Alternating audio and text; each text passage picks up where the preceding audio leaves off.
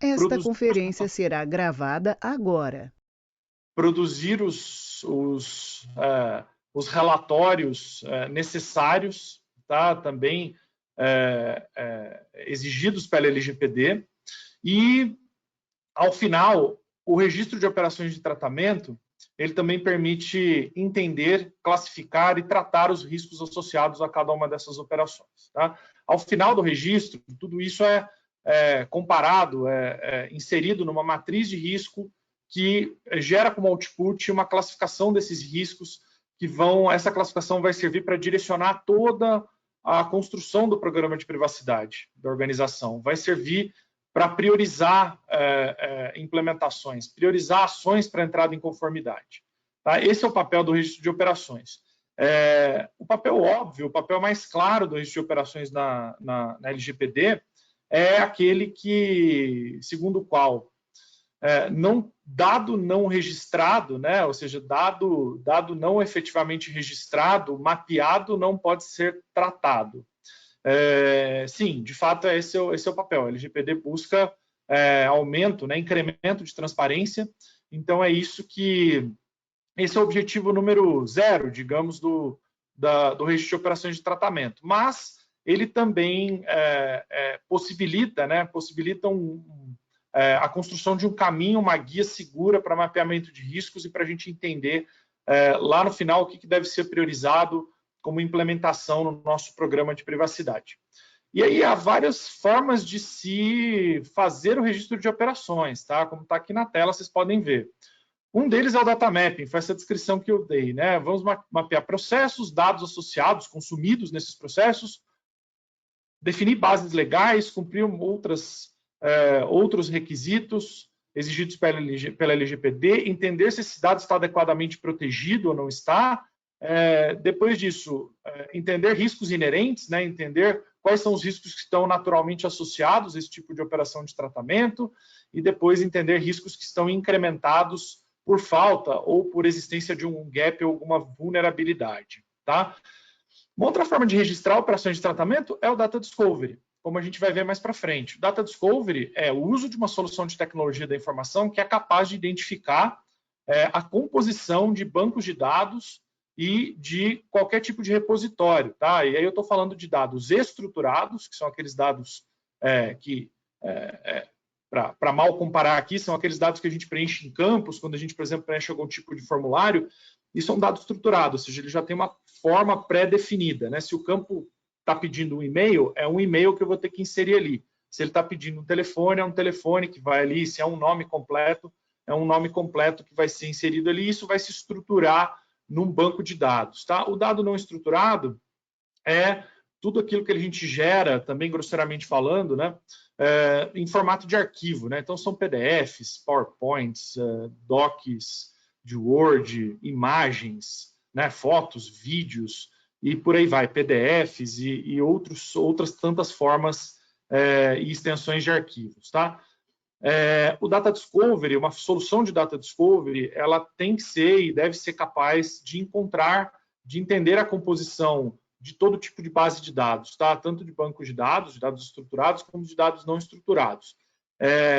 No geral, o Data Discovery e o Data Mapping se complementam. O Data Mapping, como eu já tenho antecipadamente o registro, né, os dados que são consumidos nos processos de negócio da organização, eu consigo direcionar o Data Discovery, eu consigo tornar o processo de implementação de um Data Discovery mais seguro, mais rápido, mais econômico, uma vez que eu já entendi quais são as minhas operações de tratamento que consomem dados. Então, eu consigo apontar a solução de Data Discovery para essas bases de dados, tá? Que eu já identifiquei. Data Discovery também tem outras funções, como, em muitos casos, as organizações simplesmente não conhecem a totalidade da composição dos seus bancos de dados, dos seus repositórios. Data Discovery pode servir para isso, tá? Para simplesmente identificar o que tem dentro de um determinado banco de dados ou de um determinado repositório no escuro. Também é possível fazer isso. Tá? Isso ajuda a endereçar o começo de uma governança de dados. Né? Conhecer as composições, né, dessas bases de dados também, efetivamente, controlar, governar esses dados. Né? Então, o Data Discovery cumpre um papel muito importante no ciclo da governança de dados. Tá? Outra forma de registrar operações de tratamento é o que aí em inglês a gente conhece como data lineage, né? Mas aqui a gente fala em desenho de fluxos de dados, né? Efetivamente diagramar ou entender por que sistemas, por que repositórios ou até por que pessoas esses dados são manipulados ao longo de uma cadeia de consumo de dados, né? Ao longo do seu ciclo de vida, né? O dado entra por um dado ponto de coleta na organização, ele é tratado em vários sistemas de diversas formas por várias pessoas, até que ele cumpra o seu ciclo, seja retido em algum repositório, alguma base de dados, e em algum momento até essa retenção vai ter que ser cessada, né? A gente sabe que pela LGPD existe uma obrigação, um incentivo forte para que exista um término do tratamento de dados, né? Para que exista, de alguma forma, eliminação ou até anonimização desses dados que já não são úteis ou que já não têm uma base legal para serem tratados. Tá? Então, o desenho de fluxo de dados ajuda muito a entender não só a existência do dado dentro da organização, mas onde efetivamente, em que pontos da organização, efetivamente ele é tratado. Isso é uma forma de registro de operações de tratamento? Sim, é uma forma de registrar operações de tratamento. Para o público jurídico, voltem lá, enfim, para todos que pretendem militar, trabalhar com adequações da LGPD, com privacidade e proteção de dados, voltem à redação do artigo 37 da LGPD. Vale muito a pena. Entrem lá, LGPD Planalto, né? Olhem a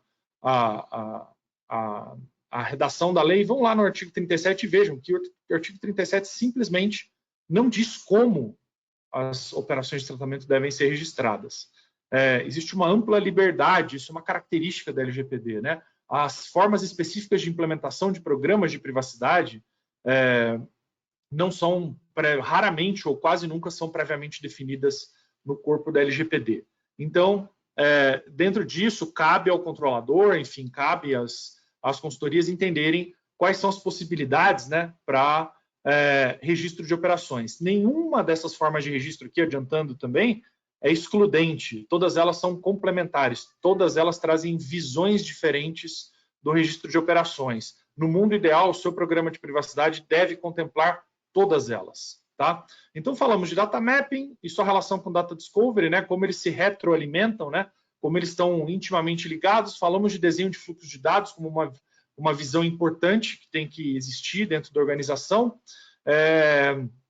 E também uma outra forma de registrar operações de tratamento é gerar logs das operações de tratamento que são mais críticas dentro da organização, daquilo que é entendido que deve ser efetivamente monitorado e protegido, né? Esses logs devem ser gerados, deve haver uma gestão disso e até, a depender do volume ou da complexidade desses logs, deve haver algum tipo de solução implementada para que esses logs sejam correlacionados, ou seja, para que haja uma leitura, para que exista uma tecnologia que possa ler esses logs em conjunto e possa estabelecer as relações entre eles e encontrar, a partir da leitura e da correlação desses logs, encontrar ali os gaps, as vulnerabilidades que os sistemas da organização, né? Que os bancos de dados, que as soluções existentes, que os repositórios, que os ambientes, as redes estão dando, né? O log é o registro daquilo que acontece, são arquivos texto onde ficam registrados quem praticou a operação de tratamento, quando praticou, em que circunstâncias praticou, sob que identidade praticou, em que horário. Então, existem informações preciosas ali e também ficam registrados, além dessas informações básicas, para identificação da operação e de quem a praticou, em que horário praticou, também ficam registrados erros, né, bugs, eventuais inconsistências nos sistemas, e isso é fonte de informação preciosa. Só que é uma fonte de informação que gera dados em profusão, né? Logs, centenas, milhares de logs, às vezes, são gerados constantemente por sistemas aí grandes, robustos. Então, é necessário, às vezes, uma tecnologia para fazer o que a gente chama de correlação de logs. Sim, logs também é uma forma, essa geração de registros, né, desses arquivos textos também é uma forma de registrar operações de tratamento. Só que, como eu disse, isso só vai fazer sentido se efetivamente eu tiver uma governança, uma gestão desses logs e eu conseguir fazer as correlações, entender e tratar as informações que estão dentro desses logs. Uma quarta forma de registrar operações de tratamento é adotar algum tipo de solução tecnológica que monitora ambientes e comportamentos de usuários dentro desses ambientes, dentro de redes, né? Dando um exemplo rápido aqui, o que significa monitorar ambientes? Adotar soluções tecnológicas que observem comportamentos usuais, né? Imaginando eu, Marcos, né? Eu, Marcos Untura aqui, eu trabalho na Kigo ali, vamos imaginar das 9 às 18, num dia mais complicado ali, vou até às 20 horas, sou usuário do sistema A, do sistema B e de Office 365. De repente, às 3 da manhã, um dia, a solução tecnológica detecta que o Marcos Untura, né, a identidade do Marcos Untura dentro da rede, dentro do ambiente, está usando não a solução A ou a solução B, não o sistema A ou o sistema B, mas está usando o sistema C, D ou o sistema F, ao qual ele não deveria ter acesso, ao qual usualmente ele não deve ter acesso, e verifica ali uma extração grande de dados, coisa que o Marcos Untura também usualmente não faz, verifica algum tipo de operação de tratamento crítica ali, que pode comprometer a integridade, né? Por exemplo, dos bancos, repositórios de dados ali da organização. O que essas soluções podem fazer? Elas podem, inclusive, bloquear esses acessos, né? Podem tomar iniciativas ali, adotar soluções para esse problema ali, real time, né? Ali enquanto ele acontece, podem gerar alertas, podem criar algum tipo de reversão para esse tipo de operação, enfim. Existem várias soluções que trabalham nessa camada de monitoramento de ambientes e redes, elas também geram logs, elas também geram relatórios, alertas, é uma forma de registro de operações que deve ser considerada também na composição de uma governança completa de dados, tá? Então, vejam, eu trouxe aqui 4, talvez 5 formas diferentes de registrar operações de tratamento, e de fato é isso que deve ocorrer. A gente deve sempre ter um olhar holístico para o nosso programa de privacidade, né? Esse olhar holístico significa olhar para todos os dados que são tratados na organização, olhar para tudo que acontece, e essas perspectivas diferentes, né, nos ajudam a ter, visões diferentes e ajudam a gente a olhar o problema sob diversas formas e endereçá-lo ao máximo para reduzir gaps e vulnerabilidades, tá? Então é isso, falamos da tipologia dos registros de operações, dá para classificar também essa tipologia, né? O que é um registro estático, né? Aquele registro que geralmente ele é feito de forma mais manual, depende de uma intervenção, de um input humano, e não existe uma sustentação automatizada disso, né? Ainda que a gestão disso possa ser automatizada, existem várias soluções de mercado que fazem isso, se aquilo não for sustentado, não tiver um DPO, uma equipe de privacidade ali, uma equipe de governança, de compliance, quem quer que seja, olhando para aqueles registros ali constantemente, olhando, alimentando esse registro com novos processos, com mudança de processos existentes dentro da organização, o meu datamap, o meu desenho de fluxo ali bonito que eu fiz durante a implementação, né, das diversas fases do meu programa de privacidade, vai morrer, vai minguar, vai se desatualizar, né? Então, por isso a gente chama isso de registro estático, né? Ele não se retroalimenta, ele não se atualiza automaticamente, ele sempre vai depender de alguma intervenção ali humana. E a gente tem os tipos de registro dinâmico, como eu falei para vocês, que são aqueles registros que são mais atrelados a alguma forma de automatização, de monitoramento automatizado, e aí sim o Data Discovery, né? A geração e correlação de logs, o monitoramento de ambientes e comportamentos se encaixam nessa ideia de registro dinâmico automatizado, e o Data Discovery também, tá? O Data Discovery ele pode ser e deve ser recorrente, né? Deve existir uma recorrência, uma política ali, uma regra para que o Data Discovery aconteça com recorrência, principalmente se novos bancos de dados, ou se houver transformações nos esquemas dos bancos de dados ou na estruturação dos repositórios de dados não estruturados da organização, tá? Então, isso são possibilidades de registro dinâmico e, de novo, perspectiva estática e dinâmica são igualmente úteis, se complementam, são necessárias.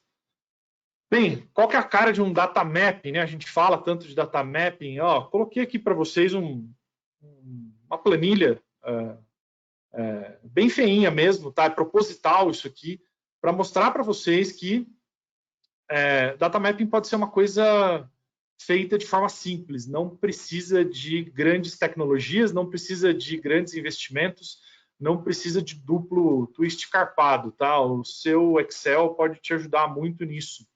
E aí a cara é mais ou menos essa, tem mais colunas aqui para o lado direito, eu vou tentar passar por elas rapidamente agora para quem não tem ainda visão do que é um data mapping. Data mapping básico, essas colunas, vejam, podem mudar de lugar, podem ter outras visões dentro dessas colunas. Você que tem que decidir, você aí, profissional de privacidade, que está decidindo como fazer um data mapping, poxa, o que o meu data mapping deve conter? Olha para dentro da sua organização, olha para dentro dos processos de negócio que você quer mapear, para as características importantes.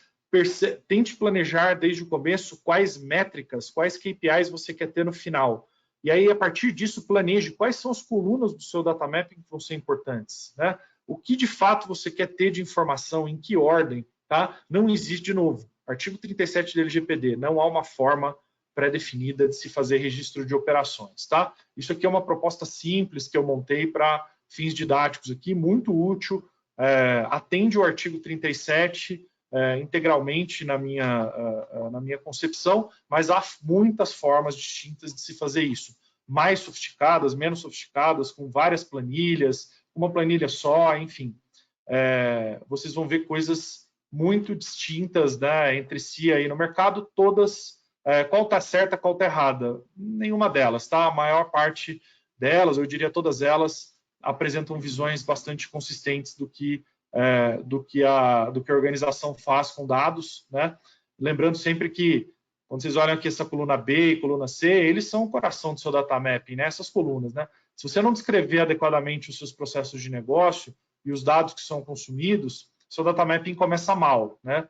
Gaste um tempo ali desenhando, né? Escrevendo, redigindo essas descrições de processos e gaste um tempo ali com as áreas da sua organização definindo e entendendo quais são os dados pessoais consumidos ali, tá? Aqui eu só recortei, né? Recortei para ficar uma visualização melhor. Eu recortei as 5 primeiras colunas, a gente vai falando de 5 em 5, tá? Como eu disse, processos de negócio precisam estar descritos, dados pessoais que são consumidos nesses processos precisam estar, né, as categorias de dados precisam estar descritas. Eu preciso responder uma pergunta, né? Existem dados sensíveis ou de menores de idade ali dentro dessas categorias que eu mapeei? Eu preciso responder isso sim ou não, porque a gente sabe que dados sensíveis precisam, né, de menores precisam de um outro tratamento, tá? Precisam de um outro rigor no meu programa de privacidade. Qual é a fonte desses dados e quais são os terceiros com que eu compartilho esses dados, tá? Só essas 5 colunas já são capazes de dar uma visão bastante interessante do que são as operações de tratamento de dados dentro da organização. E aí, seguindo para a direita na planilha, a gente pode definir também uma informação, localidade de tratamento, né? Por que essa informação é importante? Para definir se existem transferências internacionais desses dados, né? Base legal, requisito da LGPD, eu não posso tratar dados que não estão apoiados numa base legal, preciso definir essa base legal. Finalidades, muito importante, preciso definir, descrever quais são as finalidades de tratamento. Não pode ter tratamento de dados no vácuo, né? Sem uma finalidade concreta definida. Aí alguns requisitos legais aqui são interessantes de serem tratados nesse momento, né? Princípio da necessidade, né? É possível minimizar, ou seja, consumir menos dados para cumprir esse processo? Se eu responder sim aqui, eu vou ter que definir quais dados eu vou deixar de tratar, eu vou eliminar ou eu vou deixar de coletar, tá? Prazo de retenção, já é importante começar a entender por quanto tempo eu posso reter esses dados. Isso não é uma tarefa fácil, tá? Envolve jurídico, envolve governança, envolve área de produtos, envolve marketing, envolve muita coisa. Todo mundo vai ter que sentar junto e definir, de fato, quando é que pode ser terminada, né? Podem ser terminadas as operações de tratamento desses dados. Definir uma base legal para a retenção desses dados, né? Definir em lei, né? Por quanto tempo eu posso tratar esses dados também pode ser algo importante no seu data mapping, tá? Principalmente se esses prazos de retenção estão coincidindo ou estão atrelados a prazos de prescrição, né? prazos quaisquer que a própria lei define para a prática de alguma medida jurídica, né? E enquanto essa medida não é praticada, eu preciso manter esse dado nas minhas bases. Uma vez que essa medida jurídica não precisa nunca mais ser tomada, ou ela não está mais no horizonte da organização de ser tomada, aí sim é a hora de cumprir o ciclo de vida desse dado, né? De terminar com esse tratamento. Definir também medidas de segurança que já existem, né, ali naqueles relativas àqueles processos de negócio que consomem aqueles dados, também pode ser algo interessante, porque, de alguma forma, segurança da informação está intimamente relacionada com a sua adequação à Lei Geral de Proteção de Dados. Então, entender alguns requisitos básicos de segurança da informação já no seu data mapping é algo importante, né? Evita retrabalhos e já te ajuda a ter uma visão mais geral, tá? Não precisa ainda descer em minúcias, né? O objetivo principal do data mapping, lembrem-se, é resolver problemas de privacidade e proteção de dados, não necessariamente ser um assessment ali profundo de segurança da informação, tá? Lembre-se que segurança da informação é uma parte importante da adequação LGPD, mas não é só isso, tá? Boas estruturações de segurança da informação podem esconder operações de tratamento de dados altamente inseguras do ponto de vista de privacidade e vice-versa, ou seja, preocupações de privacidade super rigorosas, né, super maduras, podem estar associadas a práticas de segurança da informação muito pobres, tá? Elas são sim complementares, precisam ser olhadas com olhares diferentes, né? E precisam ser entendidas em conjunto. Aqui é a hora de começar a definir riscos, né? Quais são os meus riscos inerentes ali, né? O que é o risco natural que eu naturalmente assumi quando eu decidi processar aqueles dados, quando eu decidi tratar aqueles dados lá naquele processo de negócio, e aqui eu já começo a poder definir quais ações, com toda essa gama de informações que eu tenho, eu já começo a poder definir quais ações eu preciso adotar para entrar em conformidade, tá? Definidas essas ações, aí sim eu passo, né, eu defino uma matriz de risco e começo a classificar os riscos associados a esses dados, tá? Não só os riscos inerentes, aqueles riscos que estão naturalmente associados a esse tipo de operação de tratamento, mas sim riscos que eu possa estar, riscos adicionais que eu possa estar vislumbrando em virtude de questões ali práticas e técnicas de como essas operações de tratamento acontecem, tá? Então, eu descrevo o risco, classifico esse risco e também aponto ações para mitigação desse risco. Eu digo mitigação porque nem sempre é possível eliminar totalmente um risco, tá? Muitas vezes o risco só pode ser mitigado, ele pode ser diminuído, mas não eliminado, tá? E aí é importante para você ter suas métricas, seus KPIs, que você diga para si mesmo e para a companhia, né, para a direção da companhia, da sua organização, qual é o grau de risco, né? Depois da mitigação, como é que ele ficou, né? Se eu tinha um risco alto e ele continua alto, sua ação para mitigação não foi efetiva. Se eu tinha um risco alto e ele caiu para médio, sim, ele tem alguma efetividade, tá? Talvez seja necessário continuar tratando esse risco para diminuir ainda mais. Às vezes é possível, às vezes não é. Isso vai variar caso a caso, tá? Bem, mostrei como um data mapping funciona. Aí o data mapping na forma simples, sem precisar de grandes malabarismos para fazer, né? O data mapping que é feito ali numa planilha de Excel mesmo, atende de forma consistente a LGPD. Então, agora, vamos começar a entender a relação entre Data Discovery e Data Mapping. Como vocês estão vendo aí na tela do Discovery, ele é uma confirmação do seu Data Mapping. Tá? Ele vai... no Data Mapping, você descreve os processos de negócio e os dados consumidos nele.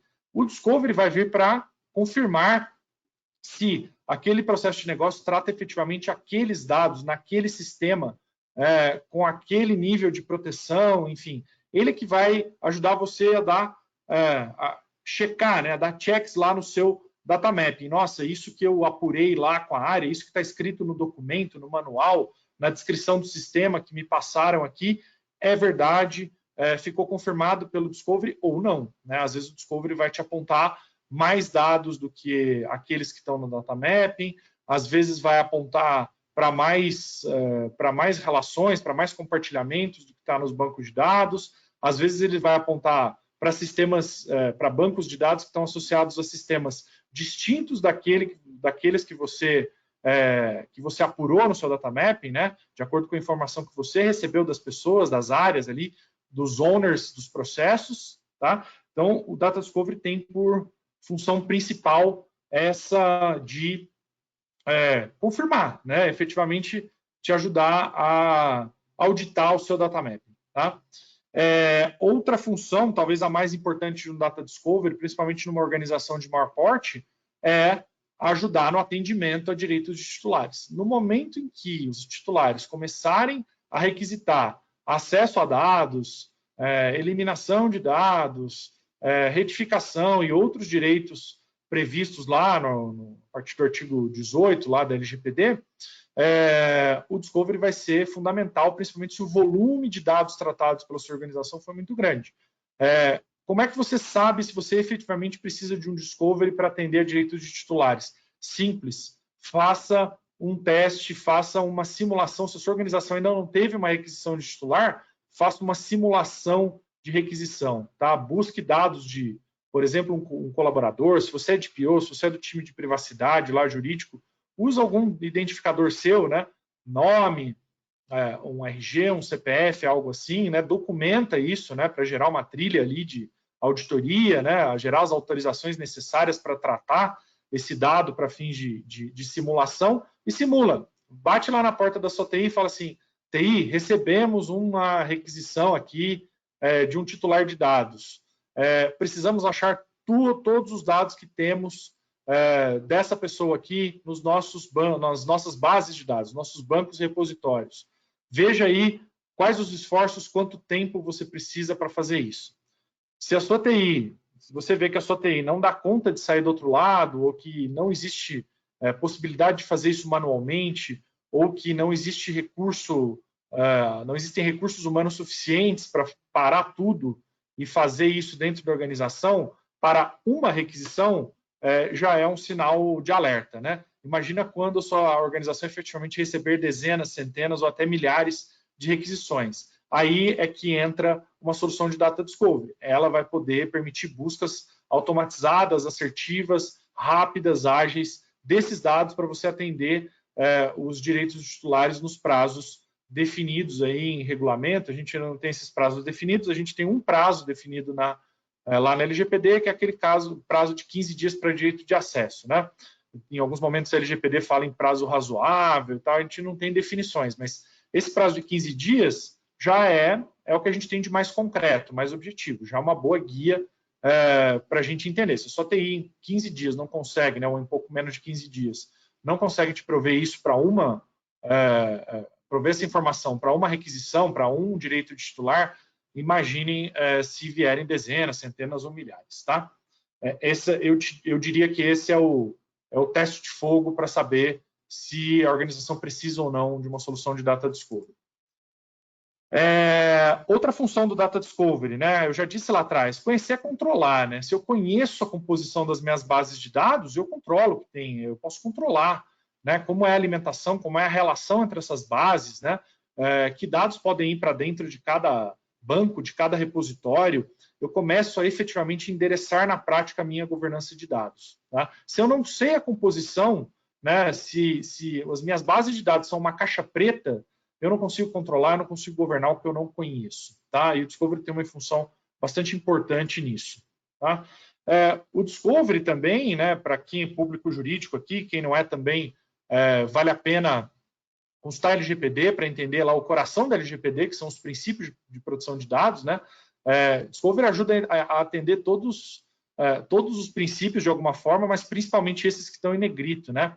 Estou tratando os dados adequados, livre acesso, né? Consigo atender direitos de titulares, ele me dá segurança, né? Porque ele me proveu alguma segurança, porque eu consigo identificar riscos, né, nos dados que eu tenho dentro das minhas bases. O princípio da necessidade, ele me ajuda a entender possibilidades lá de minimização de dados. O princípio da qualidade, ele me ajuda a entender a atualização, a integridade das minhas bases. Ele me ajuda a ser altamente preventivo também, né? Princípio da prevenção.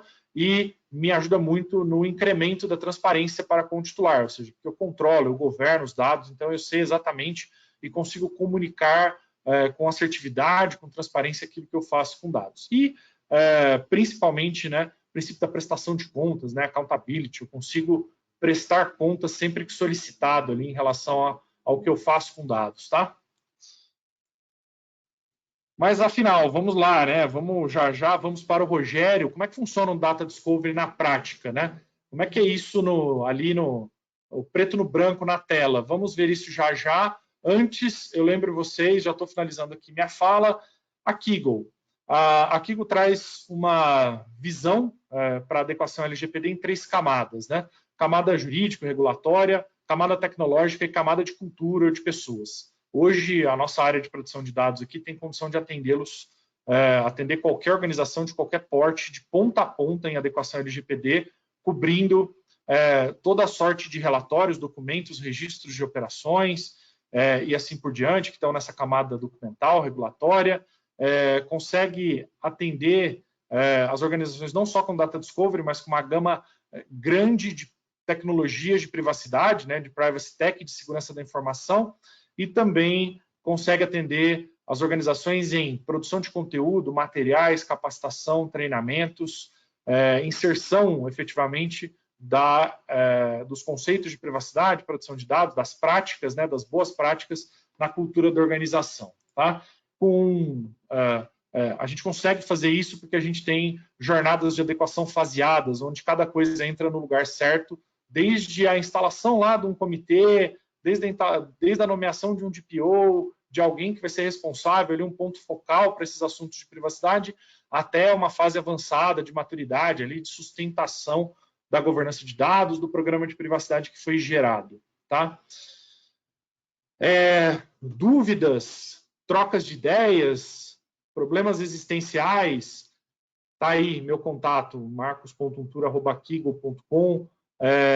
Façam referência, por favor, no assunto, a hashtag Meetup aí, e a gente pode marcar reuniões aí, inquiry meetings de até 2 horas, vamos trocar ideias, vamos entender as necessidades da sua organização, vamos entender qual é o melhor caminho, né? Vamos te ajudar a traçar um mapa, traçar um plano para que a sua adequação LGPD seja bem sucedida.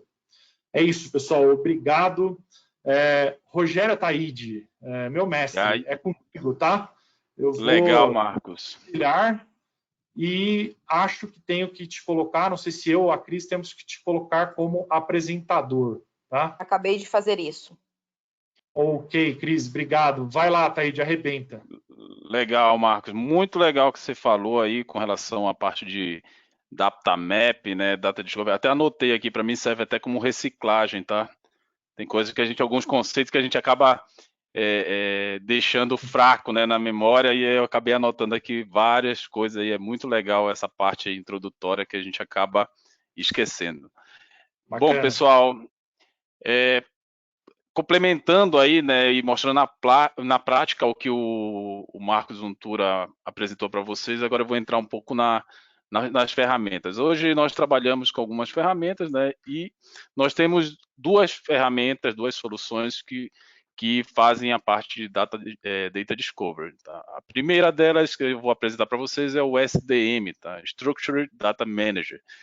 Ela é uma ferramenta que vai fazer toda a parte de Data Discovery de dados estruturados, ou seja, tudo que a gente está falando de dado estruturado é relacionado a banco de dados relacional, onde você tem campo, registro, tabela, colunas, né? Então, acho que já está apresentando aí para vocês. Essa é uma ferramenta totalmente web, tá? Ela tem 2 componentes dentro dela. Um componente é uma ferramenta de estúdio, né, de design, que eu vou mostrar também para vocês. E temos o SDM Web Console, que é a ferramenta onde eu trato toda a parte de gestão do Discovery. Tá? Como funcionalidade dentro dessa ferramenta, nós temos uma funcionalidade que é a parte de configuração do ambiente, né, onde eu vou setar toda a parte do dataset do banco de dados que eu vou querer consultar, né, e fazer o discovery. Nós temos a ferramenta de discovery, 2 ferramentas de consulta. Uma que eu faço diretamente ao banco de dados, a consulta direto aos dados, e outra que eu faço uma consulta em todos os dados que foram indexados, tá?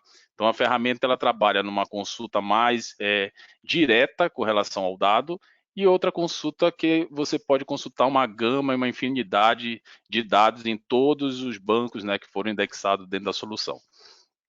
Começando aqui na prática, a primeira coisa que nós fazemos é a parte de configuração. Opa, vamos logar de novo, expirou a minha sessão. É a parte do environment, tá? O environment é o quê? É a comunicação que eu faço entre a ferramenta, a solução e o banco de dados, tá? Então, para criar uma conexão, o que eu faço? Eu clico New, a ferramenta ela já traz nativamente alguns drivers que você pode configurar diretamente dos bancos de dados, por exemplo, Oracle, SQL, Sybase, DB2, e aqueles bancos que eu precisar fazer algum tipo de conexão que não tem um driver nativo, eu posso utilizar o JDBC Drive do banco de dados, por exemplo, um Postgre, um MySQL, eu consigo também fazer essa comunicação direta, tá? Então, eu vou colocar o nome da minha environment, o nome do meu banco de dados, fazer uma breve descrição, qual é o usuário que está autorizado, eu tenho uma infinidade de permissões que eu posso dar, ou somente para o usuário fazer consulta, somente para o usuário fazer discovery, e eu consigo granularizar toda essa parte de acesso e controle de acesso da ferramenta, inclusive com logs, que o Untura falou bastante sobre logs, né? Então ele registra todas as ações do usuário com relação ao dado e também com relação às ações que foram feitas dentro da ferramenta, tá? Então eu seleciono qual é o meu usuário que vai fazer essa administração, está autorizado, né, meu grupo de usuários, seleciono o meu tipo de banco de dados e aí eu entro com as credenciais do banco de dados, tá? Eu posso usar tanto um usuário do banco de dados criado como um SA, ou um usuário direto do banco, ou eu posso também usar uma conta de serviço atrelada a um sistema operacional, no caso do Windows, né? Quem já utiliza aí tem um AD por trás e quer criar uma conta de usuários de serviço, tá? Então eu coloco toda a parte de URL, o password do meu usuário que vai acessar, a minha URL do meu host e qual é a porta que ele vai acessar e o nome da instância que eu vou querer estar atribuindo, porque eu posso ter um banco de dados que pode ter uma instância que pode ter vários bancos de dados dentro daquela única instância, tá? Então, feito isso, eu dou next e ele vai fazer todo o processo de mapeamento, né, desse dataset para a solução que é o SDM, tá? Eu não vou fazer aqui porque já está feito, já está criado dentro da minha conta, mas esse é o primeiro passo. É simples assim, não é nada complexo, não tem nenhum segredo. Ah, Rogério, você está aí num ambiente controlado e é fácil demais fazer isso. Não, isso aqui é para qualquer ambiente, não vai ter dificuldade, tá? Feito esse primeiro passo que eu criei o dataset, aí sim eu posso ir para o processo de discovery, tá? O processo de discovery, antes de eu entrar no processo de análise do dado estruturado, né, do banco de dados, o que eu tenho que fazer? Colocar as gramas, né? O Untura falou bastante aí sobre a categorização dos dados, né, com relação a se ele é um dado de pessoal, se ele é um dado de saúde, né, se é financeiro. Então, eu tenho que criar as gramas dentro da solução. A nossa solução que nós estamos trabalhando aqui, ela já vem com essas gramas, né, que são essas gramáticas, todas já configuradas dentro da solução, tanto para GDPR quanto para LGPD e até mesmo outras gramas que você queira utilizar para PCI, PHI, ela já vem configurada. Então, aqui nessa tela eu tenho o primeiro dashboard mostrando quais são os dados, né, quais são as bases de dados e os projetos que eu criei com relação aos bancos de dados, mas eu tenho as gramas, tá? Vamos acessar. Essas gramas, como eu falei, ela já vem com gramas para determinados países, né? Grande parte onde já tem a Lei Geral de Proteção de Dados, né? No caso do Brasil, LGPD, e tem gramas que são destinadas a regras mundiais e também para cada um do país específico, tá? E essas gramas eu posso classificar, criar classes, né?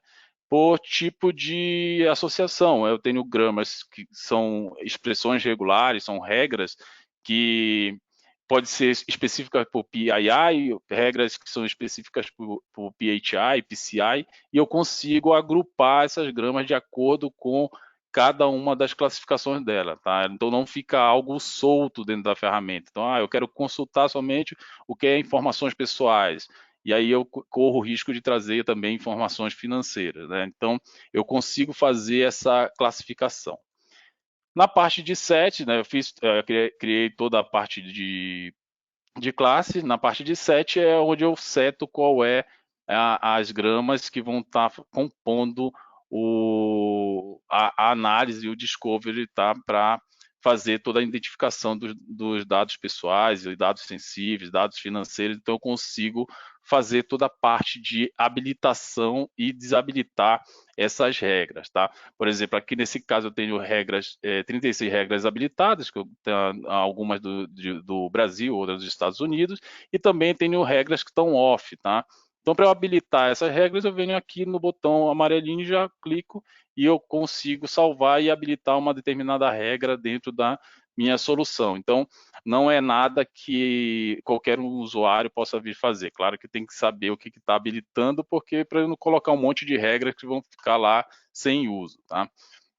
E essas regras, como eu falei, já vêm todas pré-cadastradas dentro da solução, e elas são feitas ou por lista, né, word lists, ou através de expressões regulares, tá, são regex, que eu posso tanto fazer a parte de localização e também a parte de validação. Por exemplo, eu tenho um CPF, tenho que validar se aquele CPF é verdadeiro e tem um dígito verificador, e eu preciso validar. Então, a solução ela traz também essa possibilidade de eu criar tanto a regex quanto validadores para uma conta corrente, uma bandeira de cartão de crédito. Eu consigo também fazer esse tipo de associação, tá? Então, eu criei toda a parte de classes, eu criei a classe, que é o agrupador, criei o set, que é onde estão todas as minhas regras, né? Criei todas as expressões regulares, aí sim eu estou pronto para fazer o discovery, tá? Então, dentro de projetos, eu venho no projeto dentro do SDM, né? Clico no botão adicionar New Project, coloco o nome do meu projeto e informo qual é o meu environment, que é o meu dataset, a minha conexão que eu fiz com o banco de dados, tá? Aqui eu tenho 2 bancos de dados cadastrados, mas aqui eu posso ter N e posso fazer quantas vezes eu quiser esse processo de discovery dentro do banco de dados, tá? Não quer dizer que toda vez que eu tenha que analisar, eu tenha que refazer esse tipo de conexão. Uma vez criada, eu posso estar fazendo recorrente todos os tipos de discovery dentro da solução, tá? Então, aqui dentro eu tenho os projetos, criei a minha linha de projeto. Esse aqui é um novo, eu criei repetido aqui para eu mostrar como é que é o processo.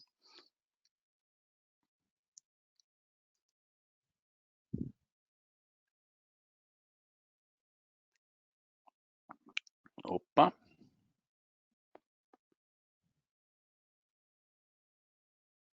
Ok, demorou um pouco aqui, mas foi. Então, aqui eu tenho o projeto cadastrado, tá? O que eu tenho que definir? Todo banco de dados ele tem um esquema, né, desse banco de dados, tá?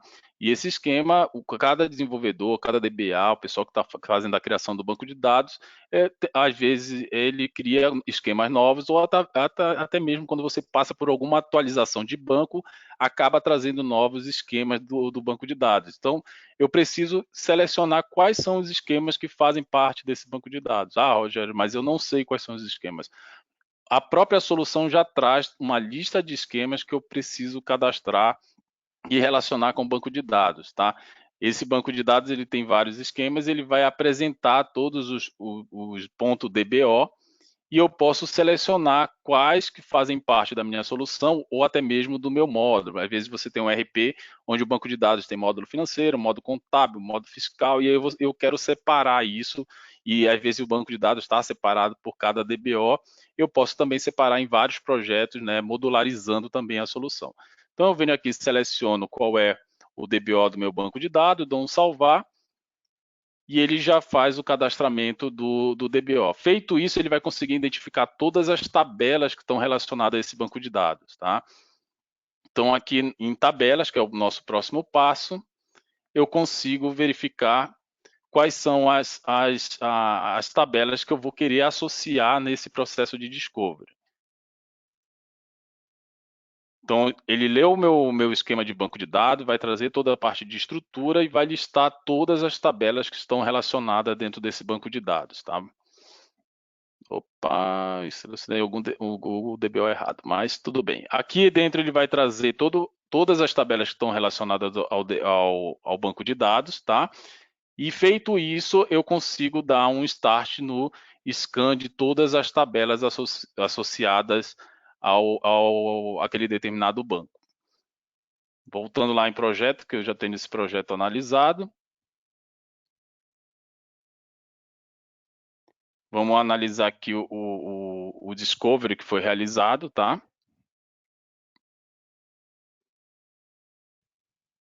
Então, o que ele trouxe aqui? Então, como eu falei, ele traz o esquema, né? Eu cadastrei o esquema do banco de dados, ele vai trazer quantas tabelas estão associadas a esse esquema, no caso 16, quantas colunas estão contidas nessas tabelas, né? E eu consigo fazer uma análise. A ferramenta já automaticamente ela já traz classificado tudo que ela encontrar como dados suspeitos ou dados em processo de review, tá? O que o analista que está fazendo de PO vai fazer no primeiro momento lá, né? Vai analisar se realmente esses dados têm correlação com relação ao match que deu, com relação a se é um dado de nome de pessoa, se é realmente um CPF, né? Ele consegue fazer uma análise mais detalhada sobre esse dado que foi encontrado como suspeito e classificar ele como realmente se é sensível ou se ele é um dado que está seguro e eu posso continuar com o processo de análise, tá? Então a ferramenta ela traz quantas as tabelas foram analisadas e como é que está o processo de revisão e também as colunas que já foram classificadas, inclusive automaticamente como sensíveis, tá? Então quando ele tem um match mais assertivo em termos de percentual, ele já fala assim, ó, realmente isso aqui é um dado sensível e já está classificado dentro da solução, tá? Além disso, ele traz com relação a quais são as áreas de risco do meu banco de dados, eu tenho as tabelas aqui, qual é a pontuação de risco de cada uma dessas tabelas, né? Então, a customer, que é cliente, ela tem um maior risco, porque tem mais informações sensíveis, tá? E também ele classifica dentro de acordo com algum tipo de compliance, no caso aqui PII, e quantas regras foram aferidas, em contact, PCI, PHI e assim por diante, tá? Então, de acordo com as minhas classes e as classificações que eu criei, ele também faz a apresentação do que é sensível.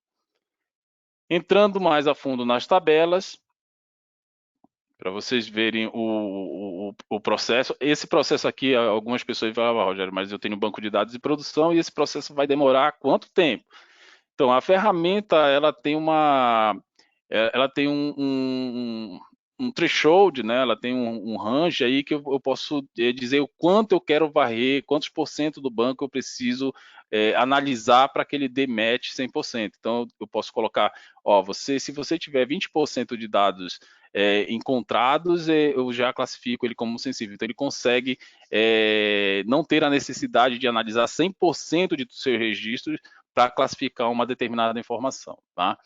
Então, aqui são as tabelas do banco de dados analisados. Ele já deu aqui que a Customer tem dois dados que precisam de revisão, 4 que são suspeitos e 8 que já classificou como dados sensíveis, tá?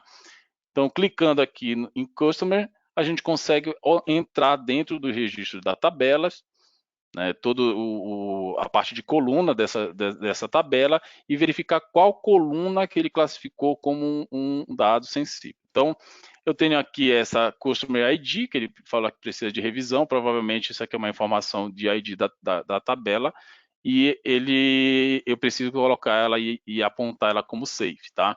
Mas os outros campos ele já deu match direto, por exemplo, vamos pegar aqui o last name, né, essa coluna last name, ele já deu match da grama, né, da minha regra de first name como sensitive type. Vamos só acessar.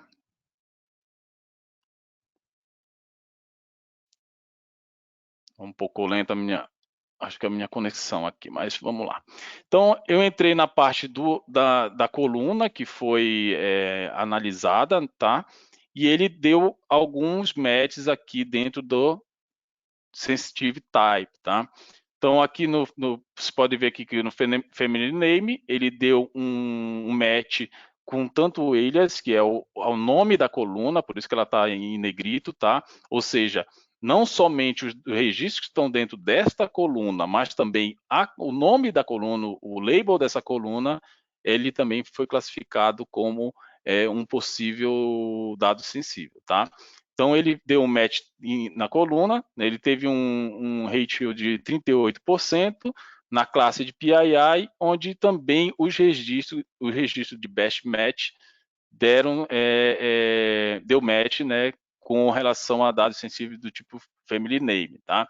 E ele faz uma análise com todas as gramas que possam vir a ser encontradas dentro desse banco de dados. Ou seja, se eu encontrei uma similaridade com o family name, com first name, com cidade, com país e assim por diante, ele vai também passar por essa para verificar se não tem um maior match ou menor match entre essas gramas. Quando ele tem dúvida, ele geralmente joga como suspeito e fala para você fazer uma análise de amostragem, tá? Então, a ferramenta ela classifica o risk score da solução, né? Quantos por cento, né, de risk score e de análise foram feitas, né, dentro do Discovery, e eu também consigo ver o que tem dentro dessa tabela, dessa coluna, dentro do banco de dados. Então, aqui eu tenho um símbolozinho do óculos, que é um view database, né, que ele vai mostrar um view data, que ele vai mostrar todos os registros, né, que tem dentro dessa coluna, tá? Então aqui eu tenho o nome Davis, Gaines, James e assim por diante. Então eu consigo mostrar também, fazer uma amostragem de consulta dentro dessa tabela e dessa coluna, tá? Então, isso tudo não precisei cadastrar, somente com o Discovery, né, no processo que eu startei o Discovery, ele já traz para nós aqui essa informação, tá bom? Então, dessa parte do SDM de Discovery, ele vai passar por todo esse processo, tá? Então, ele vai fazer tanto a parte de análise das colunas e também dos registros, onde eu posso ver as amostragens, tá? Vamos supor que minha coluna aqui, ela não é um family name, né? Porque ele não deu match 100%, que não é esse caso. Eu posso vir aqui e trabalhar uma revisão, tá? Então, eu posso confirmar realmente que ele é sensível, ou também eu posso fazer uma mudança, ó, não é family name, né? Eu consultei aqui e é um first name, é uma cidade, é um país. Eu consigo fazer essa alteração de classificação dessa informação, tá? Feito isso, nas próximas análises, que pode ser esquedulada daqui a uma semana, daqui a um mês, depende muito também como é que esse banco é o comportamento dele dentro da organização, se ele é atualizado constantemente, eu posso criar um ciclo de análise, de reanálise, né, de recheck dessas informações, tá? Então, aqui dentro eu consigo ver toda essa parte de análise do dado e a classificação dele com relação ao Discovery, tá? Isso ele faz para todas as tabelas e todas as colunas. Ah, Rogério, mas eu não quero ver a informação de forma uma a uma. Eu consigo também ter um report, tá? Onde eu consigo trazer todo o processo. Esse reporte ele vai trazer, olha, eu fiz scan em tantas tabelas, foram tantos por cento analisado, o banco de dados SQL foi criado na data tal, né? Então, lembra que eu falei que ele não precisa fazer 100% do scan? Alguns scans ele vão fazer 100% da tabela, outros ele precisa de poucos dados para classificar se é realmente sensível ou até mesmo descartar. E aí ele traz também um relatório, né, com todas as colunas, todas as tabelas, o banco de dados, qual é o tipo desse banco, se é string, se é um numérico, e traz se já foi revisado ou não, e se ele é suspeito, eu consigo também acessar diretamente esse dado e fazer as devidas alterações ou até mesmo as validações com relação ao dado encontrado, tá? Isso ele faz tanto para a parte de dados pessoais, como dados financeiros, no caso um cartão de crédito, ele consegue fazer essa validação. Se for um CPF, ele consegue também identificar esse CPF, RG, placa de veicular, baseada no Mercosul, ele consegue fazer isso também. Mas o que é um ponto importante que até a Untura falou, o que direciona geralmente estas análises também é o data map, né? Então, o data map ele vem também para apoiar, para eu não estar fazendo análise e até mesmo fazer um confronto e uma validação se realmente o que está no data map é coerente no que foi descoberto, né, no processo de discovery dentro do banco de dados. Então, eu consigo também fazer uma correlação, uma validação desse data map. Untura, se você quiser complementar qualquer coisa, você fica à vontade, tá? Tranquilo, manda bala aí, tô aqui. Legal. Então, este é o processo de discovery. Encontrei os dados, tá? Mas como é que eu faço toda a parte de consulta desses dados dentro da tabela? Eu preciso fazer algum tipo de busca, tá? Eu tenho buscas que são desenhadas dentro da ferramenta, tá? Eu vou entrar numa outra, uma subferramenta do SDM, que é o SDM Designer, tá? Mas eu consigo fazer consultas de telas, onde eu posso trazer tanto a parte de consultar um CPF, um nome específico, ou também eu posso fazer isso como uma espécie de relatório. Eu quero que ele traga todo mundo que é do Brasil. Eu consigo fazer esse tipo de filtro dentro da solução, tá?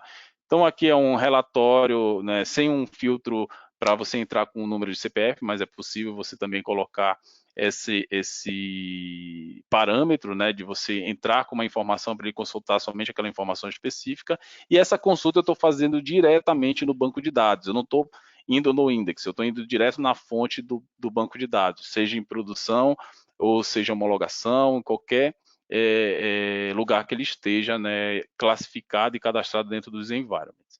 Então, eu posso vir aqui e acessar, criar relatório até mesmo para acessar mais detalhes referente a essa pessoa ou essa informação que eu quero ter mais detalhamento para trazer os outros campos e ver o que tem nesses campos, tá? Então, são relatórios que eu posso criar dentro da ferramenta, são artefatos que eu posso desenvolver dentro da ferramenta, não é nada complexo, eu vou já mostrar para vocês, tá?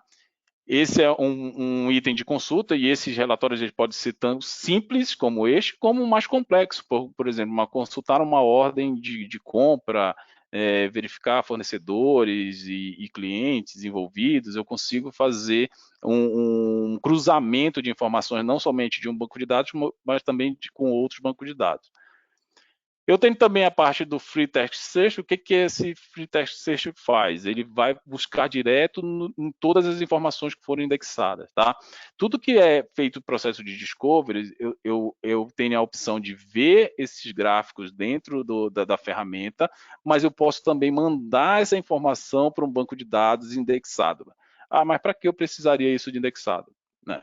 Tem algumas ferramentas, né, que precisam consultar um XML, um JSON, esses arquivos indexados para fazer o acompanhamento, né, e o processo de tratamento desses dados, tá? Então, essas ferramentas, elas precisam, às vezes, levar de dentro do SDM, do control point, essa informação para lá, para que eles consigam acompanhar a evolução delas. Então, o index serve para isso, né? Para me dar mais um canal onde eu posso fazer integrações e até mesmo conectar outras soluções, tá? Nesse caso aqui, eu estou usando essa ferramenta, o Apache Solar, tá? É uma ferramenta free. Ela também é compatível com Elasticsearch e também com uma ferramenta chamada Idle Index, tá? Que é uma ferramenta proprietária da Micro Focus, que é licenciada, mas eu tenho a possibilidade de fazer também com soluções free, que é no caso nosso aqui, onde eu estou usando o Apache Solar. E todo esse processo de criação desse ambiente, o Apache Solar também já está embedded dentro da solução, não precisa chamar um especialista de Apache Solar para fazer a configuração, tá? É bem simples. E aqui eu posso fazer uma pesquisa, pesquisando o nome aqui, John, e ele vai trazer todos os locais que tem a informação, né, dentro do índice com a palavra John. Eu posso refinar essa pesquisa, eu posso colocar entre aspas simples, aspas duplas, em asterisco, e eu consigo colocar alguns parâmetros de pesquisa que ele vai restringir ou aumentar também a minha gama de pesquisa dentro desse índice, tá? E aqui eu consigo fazer o famoso drill down, né? Tá, mas ele encontrou e o que tem aqui dentro? Eu consigo clicar e consultar o meu Data Access, né, que é a consulta direta no banco de dados, porque já tem uma referência, eu consigo consultar e trazer aquela determinada informação. Tá? Além disso, do Data Discovery, o que mais tem na ferramenta do SDM? Nós temos toda a parte de processo de fluxo de dados com relação à anonimização. Tá? Então, além de criar esses relatórios que é feito dentro dessa ferramenta, que é o SDM Design, essa solução ela vai te trazer o quê? Toda a parte de modelo da sua estrutura, né? Para quem trabalha com SQL Design, sabe o que eu estou falando, vai trazer o modelo MER, tá? Com todas as primary keys e foreign keys associadas àquela determinada tabela. Ah, mas eu não tenho primary key e foreign key dentro do meu banco de dados. Aqui dentro da própria solução você já consegue definir esses relacionamentos entre as tabelas, tá? Então, essa solução eu consigo criar toda a parte de modelo do MER, tá? Eu vou fazer toda a parte de cartuchos tanto de indexação como Data Access. Lembra que eu criei uma tela de Data Access, como mostrei? Então, essa tela é criada aqui dentro. Eu consigo especificar qual é o tipo de acesso que ele vai ter, se ele vai ter no Data Access direto somente, ou também ele vai poder consultar dentro do Free Text Search, ou seja, ele vai fazer um processo de indexação. Ele vai te perguntar quais são os campos que você quer colocar nesse relatório, então é bem intuitivo mesmo e friendly, né? Bem amigável, eu consigo só com um clique adicionar e te retirar, sendo de uma tabela ou N tabelas, tá? Não precisa ser tabela por tabela, eu consigo fazer esse relacionamento. E também consigo criar visões de detalhamento, então, ou seja, se eu através daquele primeiro report, eu posso clicar em First Name e trazer mais informações sobre aquele contato. Então, eu consigo padronizar todas essas telas de consulta do Data Access e do Free Text Search dentro do SDM. Tá? Uma vez criado isso aqui, o que eu faço? Eu faço o deploy desse Data Access para dentro da solução do SDM Web Console. Tá? Então, o processo de deploy é bem simples. Eu clico aqui, botão direito, deploy, ele vai fazer subir todo esse modelo, né, organizacional aqui de estrutura do banco de dados para dentro do Web Console. Tá? É um processo bem simples. Além do cartucho de Data Access, eu posso fazer o cartucho de indexação. Tá bom, eu preciso indexar 100% das informações que estão no meu banco de dados? Não. Eu preciso somente levar as informações que são relevantes, por exemplo, dados sensíveis, né? Eu posso criar um indexador onde ele só vai levar aquelas informações que são necessárias para que eu faça a minha consulta. Também bem simples, tá? de ser configurado, onde eu posso marcar quais são as colunas que eu quero fazer o processo de indexação, tá? Nada tão complexo assim. E aqui eu posso também colocar quais são as colunas que vão fazer parte do meu processo de pesquisa, tá?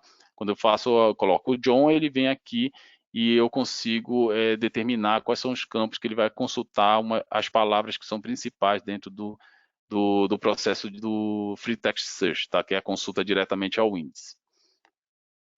Depois disso, nós temos o processo que é de anonimização. O que é a anonimização? O pessoal fala muito do mascaramento, né? Então, eu consigo fazer todo esse processo de anonimização, lembrando que a anonimização ela tem caráter irreversível, né, perante a LGPD, tá? Então, o que eu vou fazer? Eu vou criar um mascaramento para um determinado campo ou todos os campos da minha coluna, tá? Isso aqui pode ser esquedulado dentro da solução ou pode ser de forma manual, né? Eu falo, hoje eu recebi o que eu quero que todos os meus dados sejam anonimizados lá, recebi alguma solicitação. Eu posso incluir lá uma matrícula, um CPF ou qualquer outra informação e anonimizar somente aquela linha e registro daquela pessoa, tá? Seja para uma tabela ou para N tabela da minha estrutura de banco de dados. Então, o processo que o Marcos falou assim, pede para o pessoal do seu TI fazer uma busca do dado da pessoa. você está falando, o Marcos está falando assim, ó, pede para o teu DBA fazer uma query lá onde ele vai encontrar todas essas informações em todas as tabelas e colunas do seu banco de dados. Primeira coisa, o DBA, acho que ele vai, se ele não tiver isso pronto, ele vai dar um salto da cadeira, né? Porque ele vai ter que preparar isso tudo na unha, dentro do banco de dados, e quando eu tenho um banco de dados é fácil. Agora, quando eu tenho 50 bancos de dados dentro da minha estrutura, aí fica mais complicado. Tá? Rogério, Então, é um jeito oi. fácil de fazer amizade com o DBA, né? E que amizade, hein? Que amizade. Assim, geralmente os caras não gostam, né, de ficar criando queries na mão, né? A não ser que seja bem necessário mesmo, tá? Mas é isso que você falou, o cara vai ficar puto, né? Desculpa a expressão, mas é a verdade. Se ele tiver que criar uma, legal, mas se isso aí começar um volume muito grande, toda semana, ele vai fazer o quê? Ele vai salvar. Só que aí, se você mudar o tipo, né, o banco de dados, ele vai ter que criar uma nova. Então, ele não consegue fazer o reuso para todos e qualquer banco de dados, tá?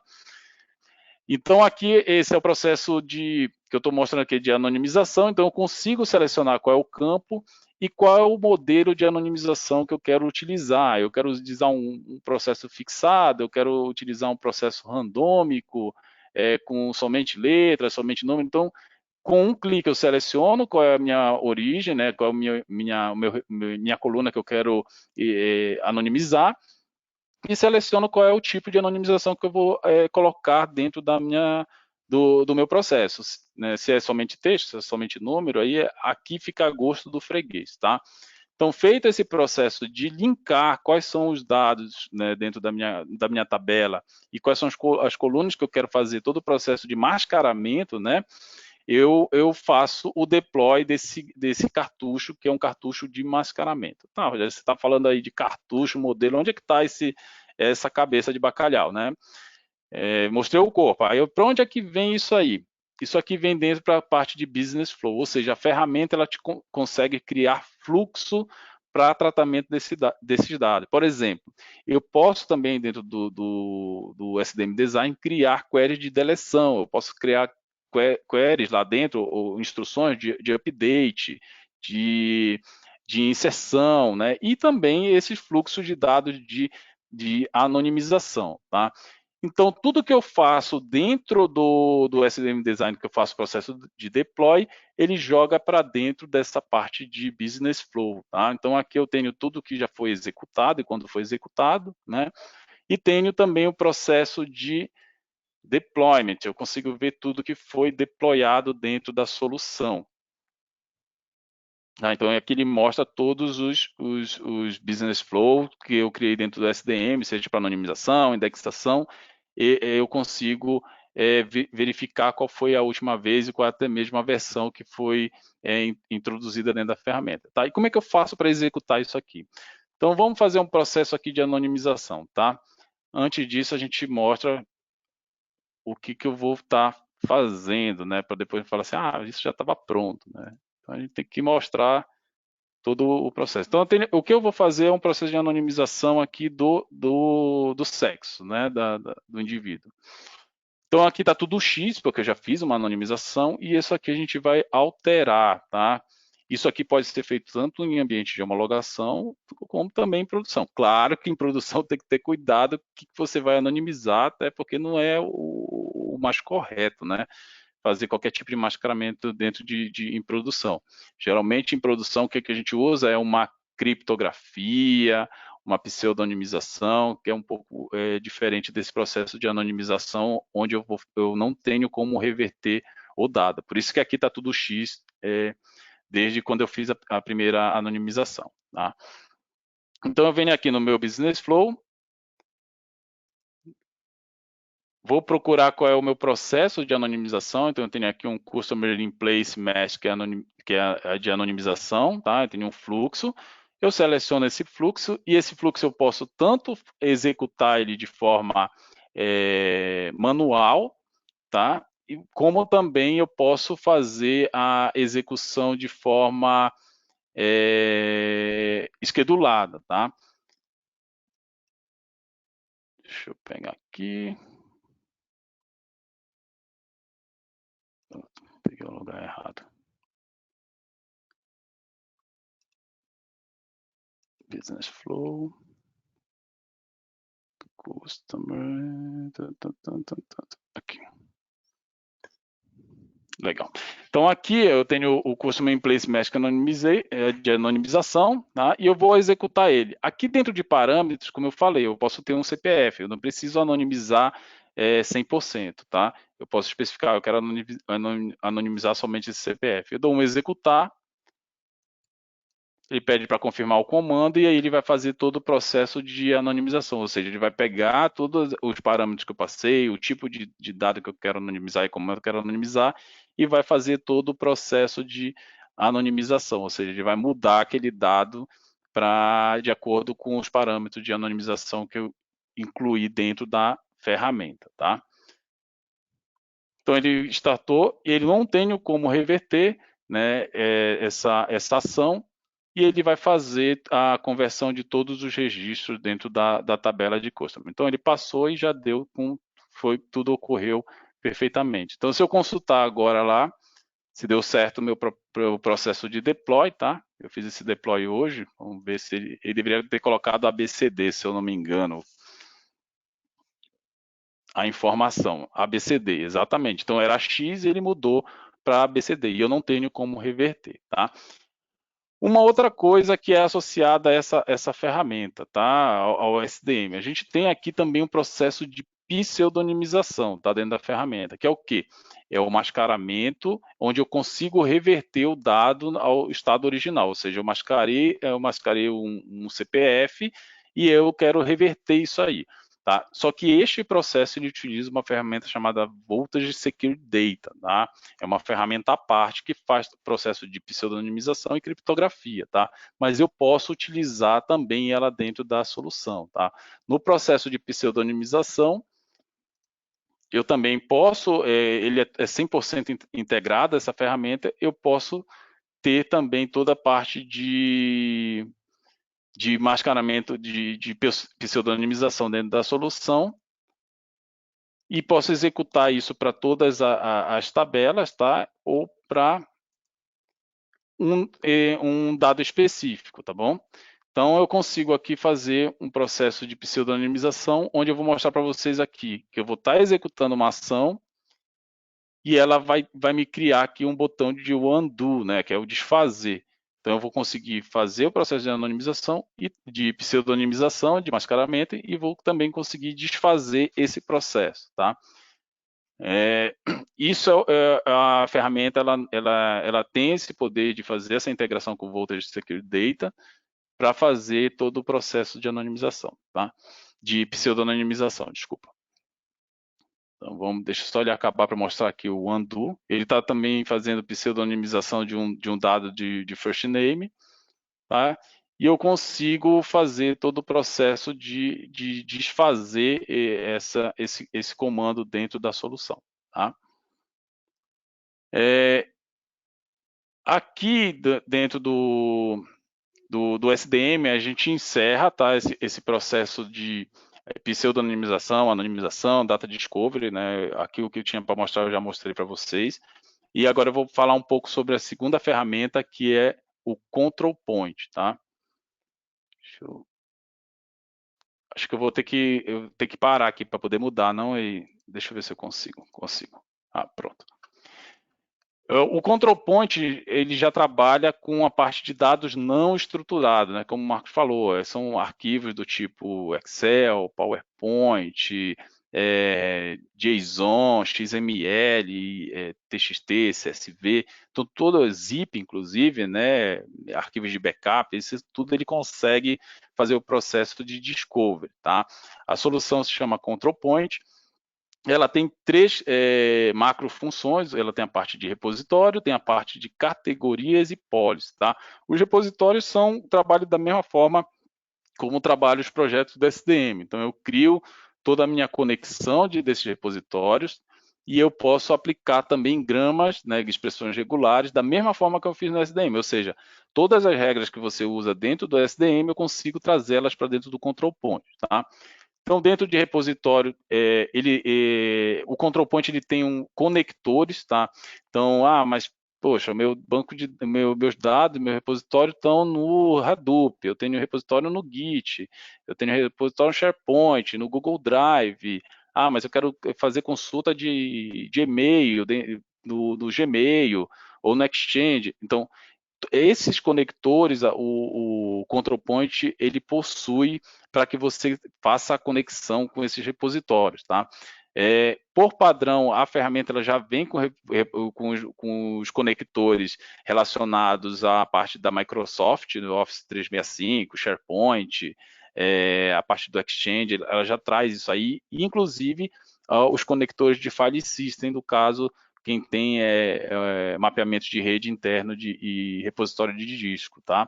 Então ela já traz esse tipo de conectores. E criar esses repositórios é da mesma forma.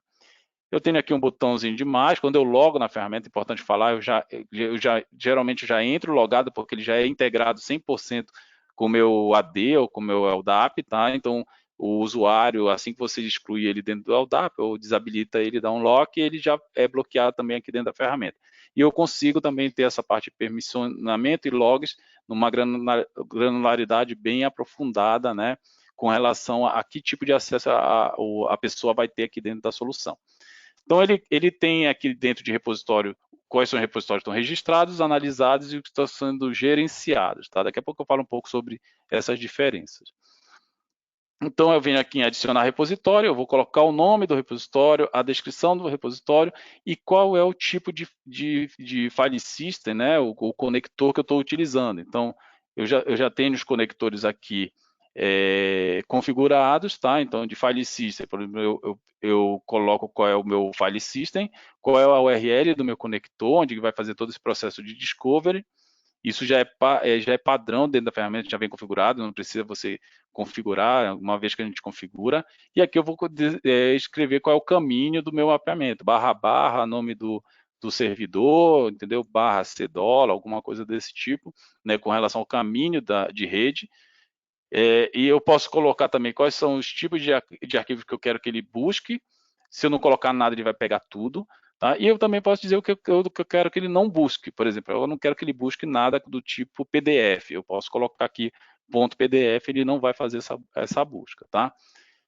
Eu posso fazer análise somente de metadados, ele vai consultar esses documentos e verificar somente qual é o nome do documento, que é o owner do documento, ou eu posso fazer também a análise mais aprofundada, analisando subitens do documento, quando foi criado, modificado, qual é o conteúdo que está dentro desse documento. Então, eu posso criar esse tipo de informação e também eu posso ler na íntegra 100% do conteúdo, ou seja, tudo que está dentro do cabeçalho, rodapé, tudo que é informação do documento, né? Quando eu falo documento aí é zip, JPEG, TIFF, ele vai trazer todas as informações e fazer a indexação de 100% do conteúdo do documento, tá?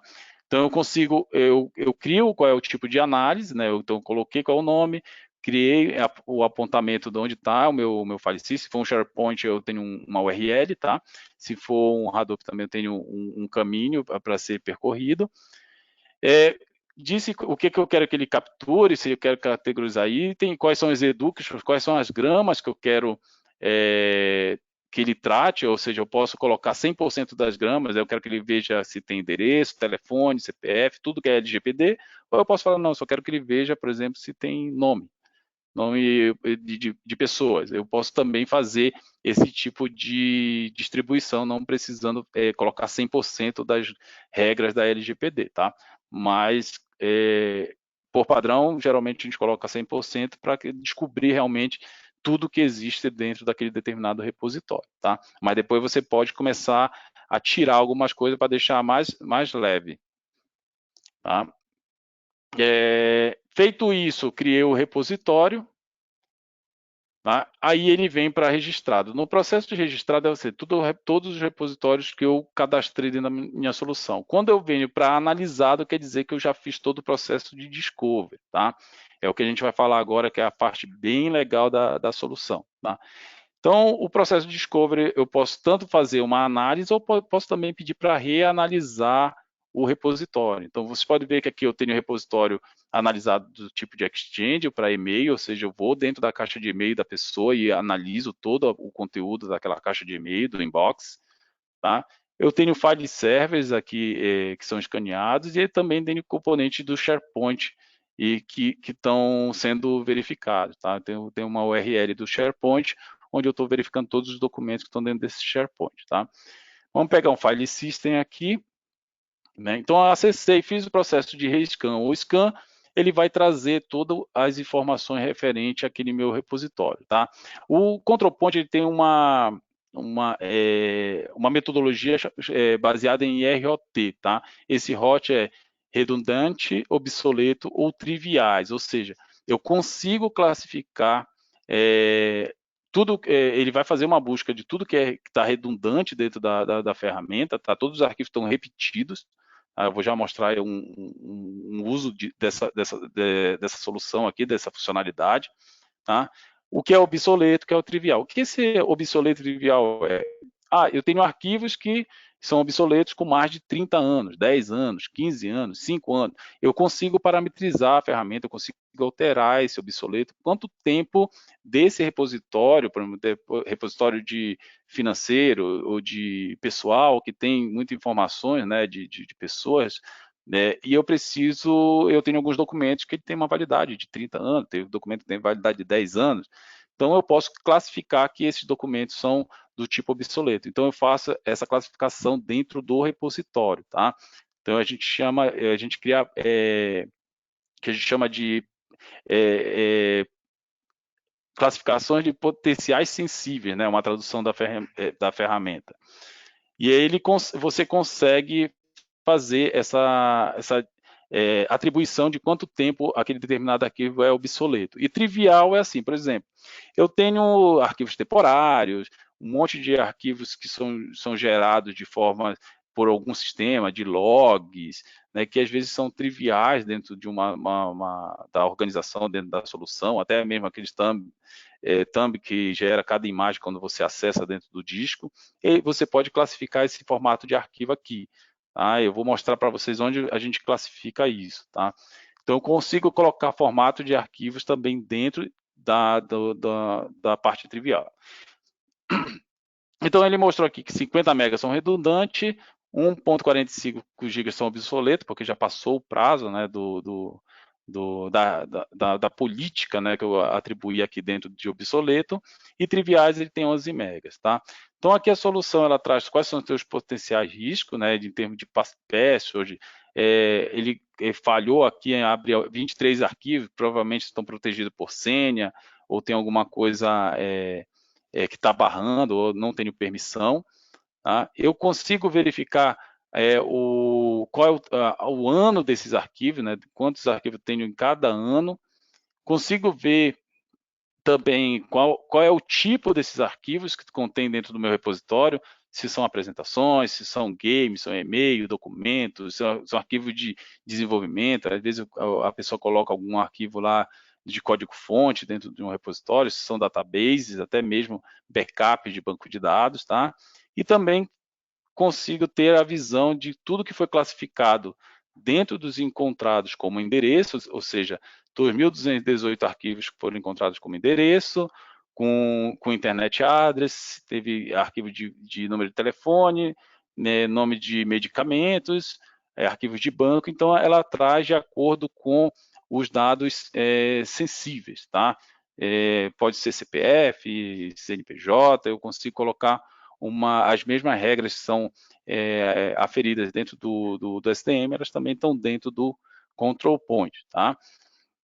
Então a ferramenta ela traz já isso classificado, tá? As regras aqui dentro também funcionam da mesma forma que o SDM, por expressões regulares, e também eu posso ter alguns outros tipos de análise. Então, por exemplo, dados duplicados, eu consigo ver todos os dados que estão duplicados dentro do meu repositório. Por exemplo, pegando aqui o primeiro arquivo, é uma apresentação, ele encontrou aqui que ele tem 2 arquivos duplicados, tá? Onde o que tem a estrelinha é o que é o master, né, a minha matriz, E o de baixo, aqui os 100 estrelinhas, são os que foram gerados a partir dessa matriz, tá? Independente de se ele tenha nome diferente, ele consegue fazer uma análise de conteúdo também dentro da solução, tá? Então, eu consigo ver toda essa parte de arquivos duplicados, isso aqui evita e reduz o custo da organização, né? Às vezes você tem 1 tera de file system ou de SharePoint, mas será que precisa? Será que não tem muita coisa duplicada e eu consigo fazer uma limpeza? Então, a ferramenta consegue também trazer uma economia na análise desses repositórios, tá? E também posso fazer análises por tempo, por categoria, por risco, ou até mesmo por grupos sensíveis, tá? Que são os grupos que a gente colocou dentro das gramas. Ah, eu quero ver tudo que foi classificado como arquivos de cartão de crédito, tudo que ele encontrou. A ferramenta consegue trazer quem são os usuários que pertencem, tá? E também consegue mostrar quais são os arquivos que têm aquela determinada informação. Ah, Rogério, mas tem certeza que tem essa informação aqui dentro? Aí o que você pode fazer é estar fazendo um view diretamente aqui na ferramenta ou até mesmo baixando esse arquivo, se você tiver permissão de download, tá? Ou de visualização. Então eu consigo clicar em view e abrir esse arquivo e consultar qual é o conteúdo, né, tem dentro desse determinado arquivo que foi encontrado. Então ele traz aqui, te dá a possibilidade de você fazer essa consulta, tá? Sem precisar abrir um Word, um PowerPoint ou até mesmo um PDF Reader para fazer a consulta do arquivo, tá? Então, dentro da ferramenta eu consigo já fazer. Além disso, a solução ela tem diversos filtros aqui que você pode filtrar por usuário, por calendário, por data, por tipo de documento, se eu quero trazer somente PPT, PDF, eu consigo fazer esses filtros, tá? Outras visões aqui que eu tenho também, que eu posso trazer por usuário, por tamanho, por tipo de dados, eu consigo trazer, eu quero ver aqui o que o pessoal está colocando áudio dentro do meu repositório, tem um monte de MP3, né? Antigamente tinha que fazer um pesquisar em todo o repositório para a gente encontrar quem estava colocando MP3 na rede, né? Então, hoje em dia não, eu consigo ver, se tiver MP3, eu consigo clicar nessa aba e mostrar de quem são aqueles MP3 que estão dentro do meu repositório, tá? Vamos lá, tomar só uma água que comecei a ficar rouco. Ótimo. Os arquivos, então tem repositórios registrados, analisados e tem repositórios que são gerenciados. Repositórios gerenciados são aqueles que estão passando por algum tipo de política de tratamento de dado. Por exemplo, assim como eu tenho a parte de classificação, se o dado já tem um determinado tempo se ele já está obsoleto, eu preciso excluir, preciso mover, criar um archive, eu consigo também aqui dentro de policy, fazer essas políticas, né, de tratamento. E ao longo do tempo eu posso ir executando e ele já vai fazendo de forma automática, esquedulado ou manual dentro do meu repositório. Então, eu clico e eu peço para ele fazer a parte de execução da policy, tá? No caso aqui já está automático, já está marcado, então de tempos em tempos ele roda, mas eu posso também fazer o processo de execução manual e ele vai fazer todo essa parte de tratativa, deleção, caso eu consiga, eu coloque as regras dentro das policies, tá? Que eu vou mostrar aqui mais na frente. Além disso, de ter os repositórios, toda a parte de discovery, com informações sobre esses repositórios, eu também consigo trazer isso para visões de categoria, ou seja, eu posso criar aqui consultas mais rápidas, né, dentro dos repositórios. Então, eu estou consultando o eTrash, tudo que é obsoleto, XZ, trivial, desculpa, DLLs, e eu posso também fazer uma consulta diretamente nessas categorias, tá? Assim também eu posso fazer com que a ferramenta aprenda. O que seria esse aprenda, tá? Que é bem interessante, tá? Dentro do Control Point, eu consigo dar para informações para uma determinada categoria, dizendo assim, olha, pega esses modelos, esses templates de contrato, templates de prontuário e pesquisa de acordo com esses templates qual é a similaridade, quais documentos têm similaridade, tá? Então, o que a ferramenta faz? Ela vai dentro dos repositórios, ele vai primeiro, claro, ler os documentos que você associou e atribuiu, né, como que a gente chama uma funcionalidade chamada training dentro do control point, né, e eu coloquei esses documentos padrões e ele vai pegar todos esses documentos, vai fazer uma leitura e vai procurar dentro do seu repositório quais são os documentos que têm similaridade naquela estrutura de documento que você apontou dentro da ferramenta, tá? Só para mostrar para vocês aqui rapidinho como é que funciona. Abriu? Legal. Então, aqui dentro da ferramenta, eu tenho, vamos supor que eu tenho uma categoria nova, eu tenho a parte de training da solução.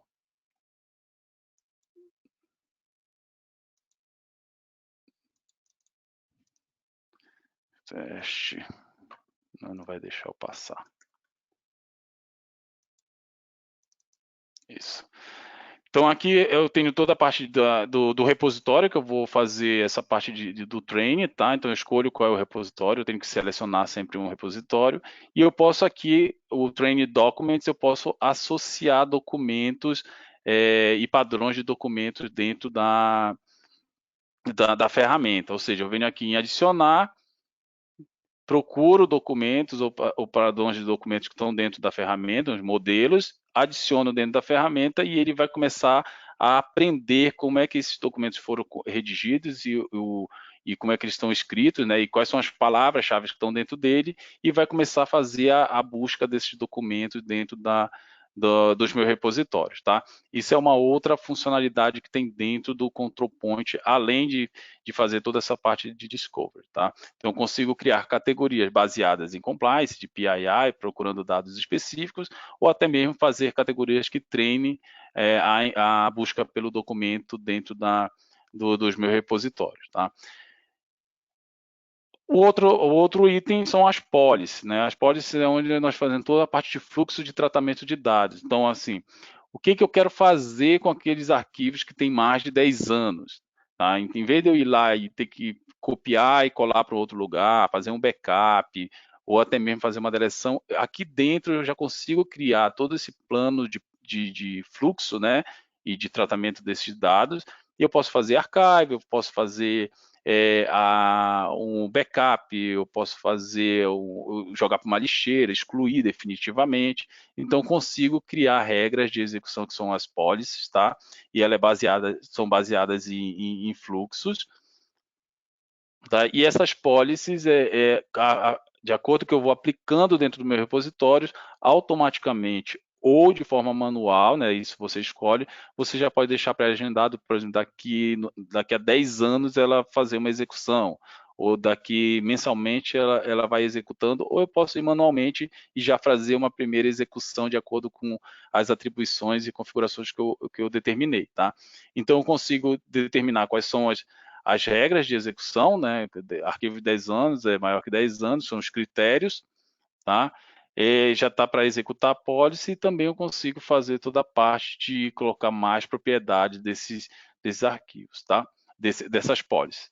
Então, esses fluxos aqui eles são criados e aplicados dentro dos meus repositórios. Uma vez aplicado, o repositório já começa, toda vez que eu tiver que executar, escanear o repositório e a policy estiver aplicada, ele já vai lá e já faz todo aquele trabalho manual que os analistas lá tinham que fazer. Apaga os documentos, minha caixa encheu, o repositório encheu, tem um monte de temporário, tem um monte de lixo, tem que ficar apagando na unha. Então, aqui eu já consigo tratar também, não somente esses dados que são triviais ou obsoletos, mas também eu consigo criar regras para os dados que são considerados como sensíveis dentro da minha organização, tá?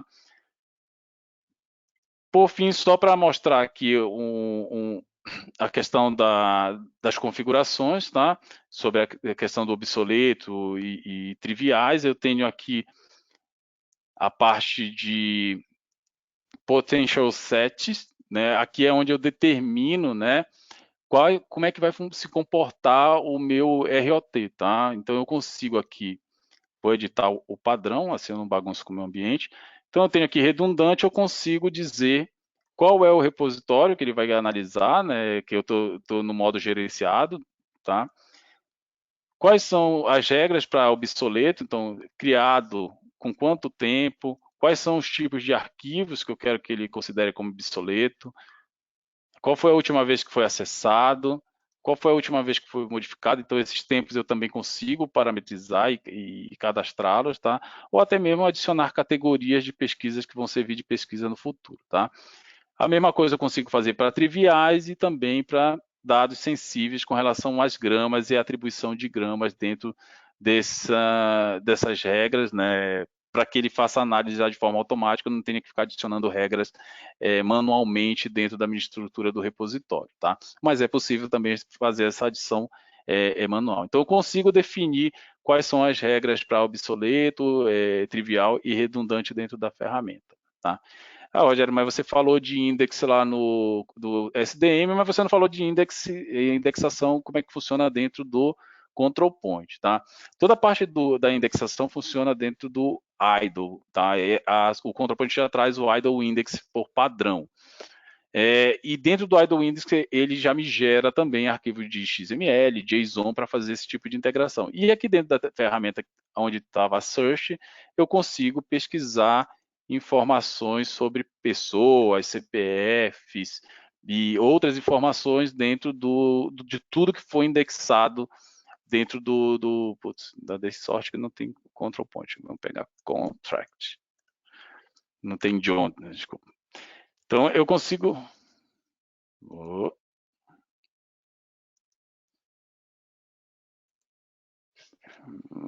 Deixa eu cancelar aqui.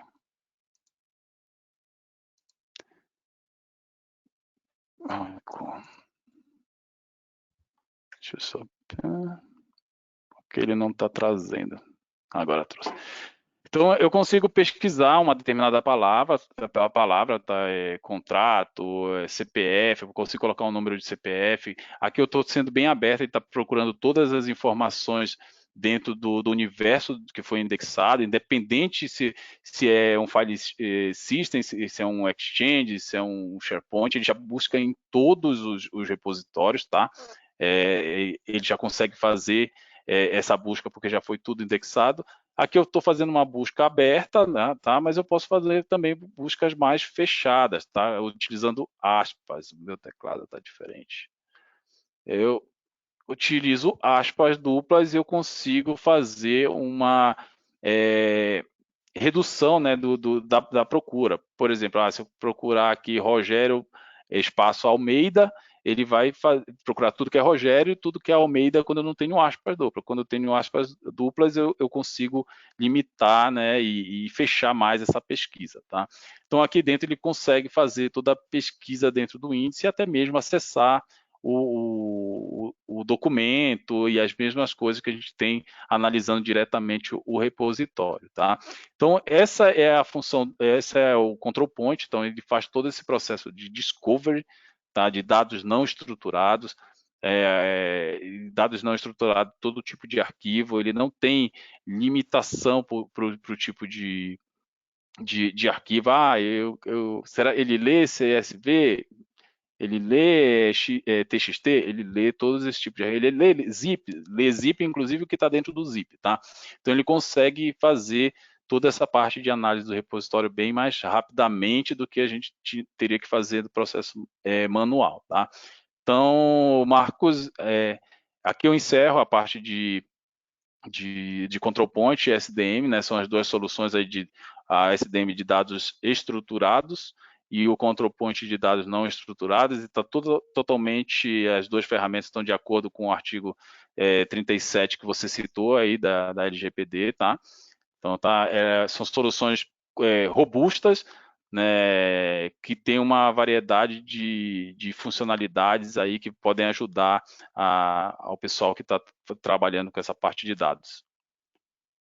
Rogério, legal, obrigado, muito bacana aí mostrar mesmo o funcionamento na prática de uma solução dessa. Lembrando que essa solução, né, ou essas soluções são do quarto maior fabricante de software do mundo, a Micro Focus, né? A gente poderia demonstrar isso com outras soluções, mas enfim, a gente optou por essa, porque é uma solução, como o Rogério disse, bastante robusta, completa, e que tem um alcance bem grande, bem assertivo, tá? Garante de fato que a gente consegue fazer buscas, né? Fazer o retorno de dados quando a gente precisar, por exemplo, responder a requisições de titulares. Eu tenho uma pergunta aqui, Rogério, que chegou para a gente, que é quanto tempo para implementar isso? Eu sei que é uma pergunta meio... Estou te fazendo ela genérica de propósito, é uma pergunta meio malvada, porque vai variar muito. Eu sei que vai, mas dá um cheiro para a gente, pelo menos, de como é que essa implementação assim acontece em linhas gerais e de quanto tempo a gente está falando aí para praticar algumas atividades, por exemplo, para inserir e indexar um banco de dados, né? Dentro do STM, para inserir e indexar aí com Control Point Idle um repositório, por exemplo, um file server, quanto tempo que a gente pode estimar aí que isso está de pé dentro da organização? Marcos, a parte de configuração da solução, ela é rápida, tá? Ela não é nada demorada. Tá? Uma vez criada toda a parte de gramas, aí, em um mês a gente tem condições de já deixar tudo configurado, 15 dias ou um mês. Tá? Teve essa solução aqui, por exemplo, eu instalei todo esse ambiente de ontem para hoje. Tá? Então eu deixo sempre por último, porque eu não gosto de deixar o ambiente muito tempo, que pode ser que, como eu estou trabalhando em VM, às vezes pode dar algum problema. Mas ela é bem rápida, essa parte de subir as gramas, de fazer toda a configuração. Com relação à scan do repositório, isso aí, claro que vai depender do tamanho do repositório. Vamos supor, se a gente está falando de 1 tera de dados aí de não estruturados, pode ser que ele demore um pouco mais para fazer toda essa análise, tá? Como experiência que a gente já teve em alguns projetos aí, ele acaba levando assim 1 tera, mais ou menos um dia, tá, para fazer toda essa parte de classificação para dados não estruturados, tá? Se estiver tudo certinho, a parte de configuração, de acesso desse usuário, tá? É importante essa parte de acesso, porque a gente está colocando o usuário de serviço para fazer uma consulta dentro de um repositório. Esse usuário tem que ter as permissões devidas para poder ler o repositório, pelo menos, senão não vai conseguir trazer, tá? Quando a gente está falando de dados não estruturados, já usando o SDM, isso ainda é mais rápido, tá? Porque ele não precisa ler 100%. No caso de dados não estruturados, eu tenho que ler 100%. Mas do estruturado, usando o SDM, é mais rápido, tá? Então, às vezes eu tenho bancos aqui grandes que levam em torno de 30 minutos, 1 hora para fazer todo o processo de scan, tá? Esse scan desse banco aqui, que tem mais ou menos 200 GB, eu levei 15 minutos, tá? Para fazer todo esse processo de classificação, já ele trazer a primeira visão, tá? Então é um processo bem rápido, não é demorado. O que prejudica, né? Que não é prejudica, mas começa a complicar, quando às vezes não tem um data map bem estruturado, tá, Marcos? Às vezes a gente não tem também tá, a gente encontrou um monte de informações aqui, tá, mas o que a gente tem que fazer agora com elas, né? Ou até mesmo, quando com parte de banco de dados, a estrutura do banco de dados, ela não tem as primary key, foreign key. Ou seja, não tem relacionamento, tá? Isso teve cliente que a gente conseguiu ajudá-los, falando assim, olha, CPF num lugar você está colocando com X caracteres e CPF em outro lugar você está como string usando tantos caracteres. E você tem relacionamento essas tabelas. Então a gente teve lugares que a gente conseguiu ajudar essa questão até mesmo de formatação desse campo. A gente sabe que muita coisa trata direto na aplicação, mas tem algumas coisas que é importante ter pelo menos seguir um padrão, né? Mas essa parte aí de banco de dados e de dados estruturados é bem tranquila, tá? Só tem esses encalços aí quando eu tenho um banco de dados que ele não tem uma estrutura de primary key, foreign key, né? A maioria dos bancos, os programadores já fazem isso por padrão, mas tem casos de banco legado, que é muito antigo, né? Lá que veio de um Access, já veio migrando de várias tecnologias, não tem essa estrutura, né? E aí precisa a gente desenhar essa estrutura corretamente para ele criar todos esses vínculos, tá? Não sei se eu respondi sua pergunta. Não, respondeu, deu para ter uma ideia, isso que é importante, né? A gente saber em quanto tempo isso pode ficar de pé, e de fato, né, a instalação disso, a implementação disso ajuda a pôr um pouco de ordem na casa também, né? Tem alguns requisitos que a gente precisa atender. Tem uma outra pergunta aqui sobre licenciamento, tá? Eu vou responder isso aqui. Licenciamento, várias formas possíveis, tá? menciono duas. A mais comum é on-premise, até porque tem que ter uma recorrência disso, né? Pode ser por ano, pode ser perpétuo, enfim, com valores definidos no caso do SDM, né? Por instância de banco de dados, né? Por data source, então uma métrica bem específica. A gente precisa entender quantas instâncias tem dentro dos bancos, não só quantos bancos, mas quantas instâncias existem efetivamente dentro dos bancos, e também por volumetria, tá? No caso do Control Point, a volumetria é importante, no SDM também vai compor a métrica para precificação, tem alguns serviços atrelados, a gente vai ter que medir um pouco o esforço, né? Como o Rogério falou, se a casa estiver mais arrumada, menos esforço, se tiver algo para fazer em paralelo, talvez a gente precise ou dos times internos da organização, ou a gente pode prestar esse serviço para deixar os bancos aí ajustados e aderentes aí à solução, tá? Essa é uma ideia aí de licenciamento, mas só dá para falar mesmo em preço a partir do momento que a gente olhar para o ambiente, olhar para as características do ambiente. A gente não tem um preço fixo, tá? Isso vai variar das condições que a gente encontrar. Bem, Rogério, é o que a gente tinha de pergunta aqui. Queria te agradecer muito, foi muito bacana. A gente chegou aí no fim. Queria agradecer as pessoas que entraram e acompanhem a nossa rotina de meetups, tá? Continua aí toda quinta-feira às 10 da manhã, esse mesmo horário aqui, todas as quintas. Semana que vem a gente vai ter um meetup especial aí mostrando, né, uma outra solução de governança de dados aí voltada para automatização de data mapping, relatórios, avaliações, assessment de terceiros e tal. Para quem conhece aí, vou dar spoiler, a gente vai mostrar semana que vem como é que a gente automatiza jornada de adequação LGPD dentro da OneTrust. Tá? A OneTrust é uma solução de mercado aí, líder global. Bacana ver isso também na tela funcionando, quanto isso pode te ajudar na construção aí da adequação da sua organização. Pessoal, obrigado mais uma vez. Valeu, Rogério. Fazendo adendo, toda essa solução aqui que a gente falou, eles servem de insumos para o OneTrust, tá? Sim. De informação, é só um adendo aí. Exatamente. Ela tem integração, pode alimentar, né, alguns módulos da OneTrust, de fato. Exatamente. Legal aí, Rogério. Marcos. Obrigado aí. Agradeço a presença de todos. Até a próxima. Obrigado. Um abraço. Tchau, tchau, pessoal. Tchau, tchau. Valeu.